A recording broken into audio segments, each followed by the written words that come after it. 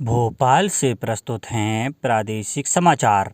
नमस्कार, समाचारों के साथ मैं जितेंद्र रघुवंशी। पहले मुख्य समाचार।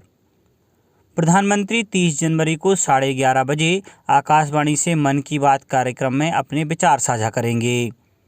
केंद्रीय औषधि मानक नियंत्रण संगठन ने कोवैक्सीन और कोविशील्ड को वयस्क आबादी के लिए कुछ शर्तों के साथ सामान्य नई दवा के रूप में अनुमति दी। मुख्यमंत्री आज प्रधानमंत्री आवास योजना ग्रामीण में 3,50,000 हितग्राहियों के खातों में 875 करोड़ रुपए की राशि जमा करेंगे। और सीहोर में जिला पुलिस ने शुरू की ई जन सुनवाई, वीडियो कॉन्फ्रेंस के माध्यम से शिकायतों पर चर्चा। अब समाचार विस्तार से। प्रधानमंत्री नरेंद्र मोदी 30 जनवरी को 11:30 बजे आकाशवाणी से मन की बात कार्यक्रम में अपने विचार साझा करेंगे।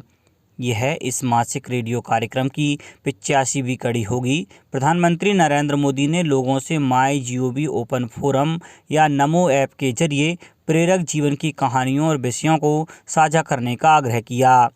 लोग टोल फ्री नंबर 1800-117800 पर डायल करके प्रधानमंत्री के लिए हिंदी या अंग्रेजी में सुझाव रिकॉर्ड करा सकते हैं। 1922 पर मिस कॉल और SMS में प्राप्त लिंक से सीधे प्रधानमंत्री को अपने सुझाव दे सकते हैं। रिकॉर्ड किए गए कुछ संदेश कार्यक्रम में भी शामिल किए जाएंगे।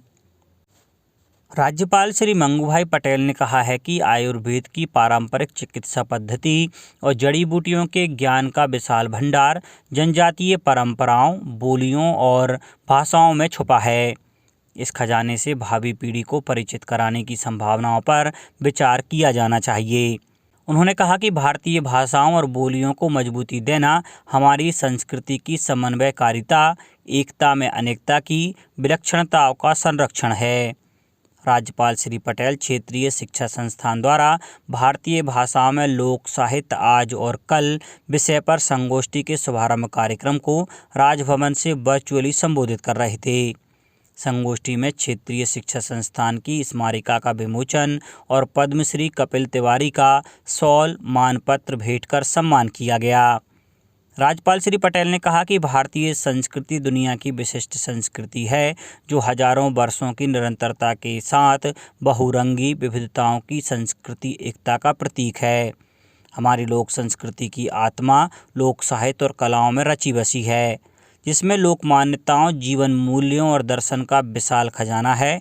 इसका अंदाज़ा इस तथ्य से लगता है कि 2011 की गणना में भारत में 10,000 से अधिक लोगों द्वारा बोली और समझी जाने वाली 120 से अधिक भाषाएं मिली हैं।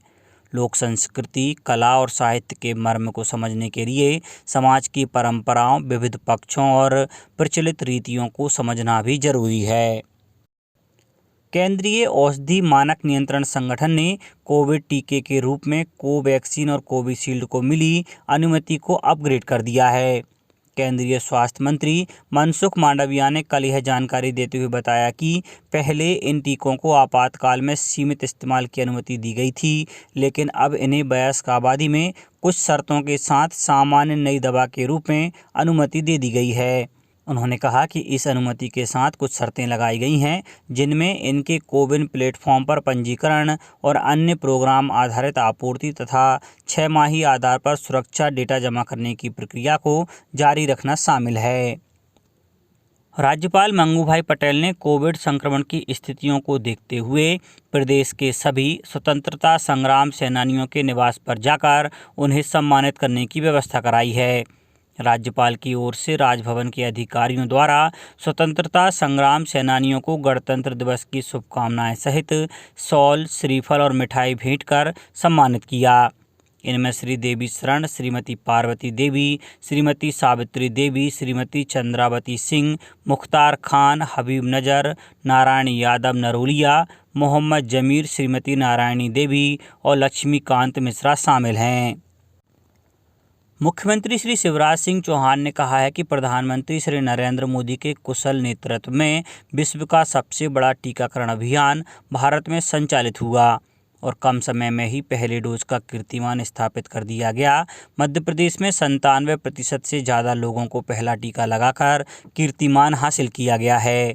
जबकि देश में 95% से अधिक वयस्क आबादी को वैक्सीन की पहली डोज लगाने का कीर्तिमान स्थापित किया गया है। मुख्यमंत्री श्री चौहान ने टीकाकरण अभियान को सफल बनाने के लिए समर्पित स्वास्थ्य कर्मियों की टीम, विभिन्न सामाजिक संगठनों, धर्मगुरुओं सहित सभी जागरूक नागरिकों का हृदय से आभार व्यक्त कर बधाई दी है।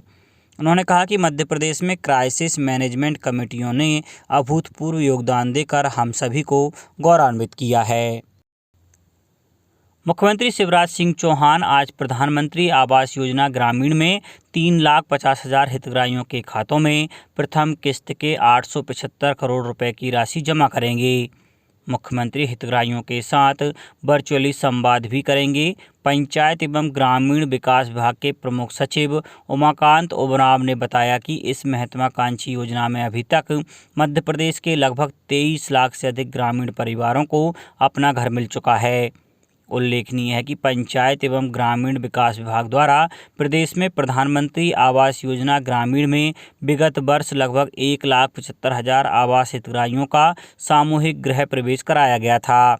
इसी क्रम में गृह प्रवेशम द्वितीय में भी 1,25,000 हितग्राहियों को गृह प्रवेश कराया गया।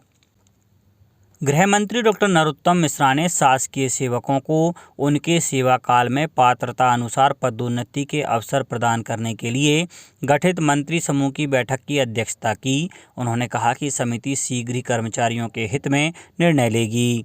बैठक में स्कूल शिक्षा मंत्री श्री इंदर सिंह परमार मौजूद रहे। जल संसाधन मंत्री श्री तुलसीराम सिलावट और वन मंत्री डॉक्टर विजय साहब वर्चुअली शामिल हुए। बैठक में मध्य प्रदेश लोक सेवा पदोन्नति नियम 2002 और नवीन पदोन्नति नियम 2021 के विभिन्न बिंदुओं पर चर्चा हुई। बैठक में अपर मुख्य सचिव सामान्य प्रशासन श्री विनोद कुमार, अपर मुख्य सचिव जल संसाधन श्री SN मिश्रा, अतिरिक्त पुलिस महानिदेशक डॉक्टर अशोक अवस्थी, प्रमुख सचिव मुख्यमंत्री श्री मनीष रस्तोगी, प्रमुख सचिव विधि श्री गोपाल श्रीवास्तव, सचिव वित्त श्री अजीत कुमार एवं अन्य अधिकारी मौजूद रहे।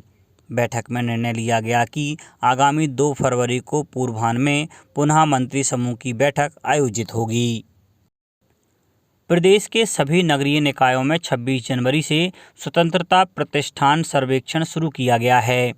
शहर में स्थित प्रतिष्ठानों में निजी एवं शासकीय कार्यालय, बैंक, छोटी बड़ी दुकानें, शोरूम, अस्पताल, क्लिनिक, होटल, रेस्टोरेंट, स्कूल आदि शामिल हैं। इन्हें बल्क वेस्ट जनरेटर कहा जाता है। इनके बीच यह स्वच्छता प्रतिस्पर्धा की जाएगी। स्टार रेटिंग के आधार पर इनकी राज्य स्तरीय रैंकिंग भी होगी। सर्वेक्षण में विजेता प्रतिष्ठानों को सिंबल ऑफ क्लीनलीनेस से सम्मानित किया जाएगा। नगरीय विकास एवं आवास मंत्री भूपेंद्र सिंह ने बताया कि इस सर्वेक्षण का उद्देश्य सफाई और कचरे के प्रबंधन में आम नागरिकों की सहभागिता को प्रोत्साहित करना है। उन्होंने सभी से स्वच्छता प्रतिष्ठान सर्वेक्षण में सक्रिय भागीदारी का आग्रह किया है।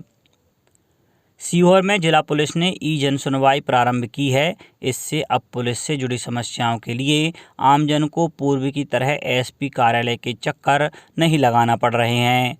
एसपी मयंक अवस्थी ने बताया कि शिकायतकर्ता व्हाट्सएप, ईमेल और QR कोड स्कैन कर अपनी शिकायत एसपी ऑफिस में दर्ज कर रहे हैं। अच्छी बात यह है कि शिकायतकर्ताओं को सुनवाई के लिए दूर दराज से एसपी कार्यालय तक आने की ज़रूरत भी नहीं पड़ रही है। एसपी सीधे शिकायतकर्ता से संबंधित थाने में BC से चर्चा कर शिकायत सुन रहे हैं।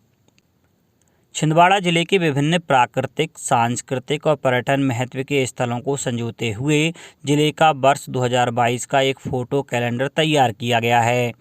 गृह मंत्री डॉक्टर नरोत्तम मिश्रा ने अपनी तरह के इस अनूठे कैलेंडर का विमोचन किया। कैलेंडर तैयार करने में कई संस्थाओं ने वित्तीय सहयोग प्रदान किया है। अब बात मौसम की। मध्य प्रदेश में इस बार ठंड से फिलहाल राहत मिलते नहीं दिख रही है। भोपाल, इंदौर समेत पूरा प्रदेश ठंड से ठिठुर रहा है। प्रदेश में कुछ जगहों पर तो पारा 2.5 डिग्री सेल्सियस तक चला गया। रायसेन में पौधों पर ओस की बूंदें जम गईं। अगले 24 घंटे तक कड़ाके की ठंड रहेगी। 29 जनवरी को पाकिस्तान से एक और हवाओं का झोंका आएगा। इसके कारण 6 दिन तक तापमान में कुछ बढ़ोतरी हो सकती है। रात का पारा 10 डिग्री और दिन का 24-25 डिग्री सेल्सियस तक पहुँच जाएगा। इसके बाद 2 फरवरी से प्रदेश में एक और सिस्टम सक्रिय हो जाएगा, जिससे हल्की बारिश होने से फिर कड़ाके की ठंड पड़ने लगेगी। इसका असर भी 2 से 3 दिन तक रहेगा। कोल्ड डे तो नहीं रहेंगे, लेकिन कोल्ड वेव जरूर चलेगी। इससे दिन में ठिठुरन बढ़ सकती है। बीती रात प्रदेश भर में रात का पारा 60 डिग्री सेल्सियस से भी नीचे चला गया। पचमढ़ी में तो रात का पारा 1.5 और रायसेन में 3.5 डिग्री सेल्सियस रिकॉर्ड किया गया। इक्का दुक्का इलाकों को छोड़ दिया जाए तो अधिकांश प्रदेश में कड़ाके की ठंड पड़ रही है। बैतूल, भोपाल, दतिया, धार, गुना, ग्वालियर, इंदौर, खंडवा, खरगोन, रतलाम, शाजापुर, उज्जैन, छिंदवाड़ा, दमोह, जबलपुर, खजुराहो, मंडला, नौगांव, रीवा, सागर, टीकमगढ़ और उमरिया में पारा 4 डिग्री सेल्सियस से 7 डिग्री के बीच रहा। नरसिंहपुर और सिवनी में न्यूनतम तापमान सबसे ज़्यादा 11 डिग्री सेल्सियस रिकॉर्ड किया गया। अब कुछ समाचार संक्षेप में। मुख्यमंत्री शिवराज सिंह चौहान ने कल एक निजी कार्यक्रम में शामिल होने के लिए सीहोर जिला स्थित पैतृक ग्राम जैत पहुंचे। देवास शहर में स्वच्छता सर्वेक्षण 2022 की तैयारियां जोरों शोरों से शुरू हो गई हैं। नीमच की शासकीय औद्योगिक प्रशिक्षण संस्था डूगलाबदा में कल निःशुल्क कैंपस सिलेक्शन का आयोजन किया गया। आगरमालवा कृषि उपज मंडी समिति में राष्ट्रीय कृषि बाजार योजना के सफल क्रियान्वयन के लिए 1 फरवरी से 4 चरणों में ऑनलाइन प्रशिक्षण दिया जाएगा और खंडवा जिले में 65 पैक्स समितियों द्वारा नागरिक सुविधा केंद्रों का संचालन प्रारंभ कर दिया गया है। अंत में मुख्य समाचार एक बार फिर। प्रधानमंत्री 30 जनवरी को 11:30 बजे आकाशवाणी से मन की बात कार्यक्रम में अपने विचार साझा करेंगे। केंद्रीय औषधि मानक नियंत्रण संगठन ने कोवैक्सीन और कोविशील्ड को वयस्क आबादी के लिए कुछ शर्तों के साथ सामान्य नई दवा के रूप में अनुमति दी। मुख्यमंत्री आज प्रधानमंत्री आवास योजना ग्रामीण में 3,50,000 हितग्राहियों के खातों में 875 करोड़ रुपए की राशि जमा करेंगे और सीहोर में जिला पुलिस ने शुरू की ई-जन सुनवाई, वीडियो कॉन्फ्रेंस के माध्यम से शिकायतों पर चर्चा।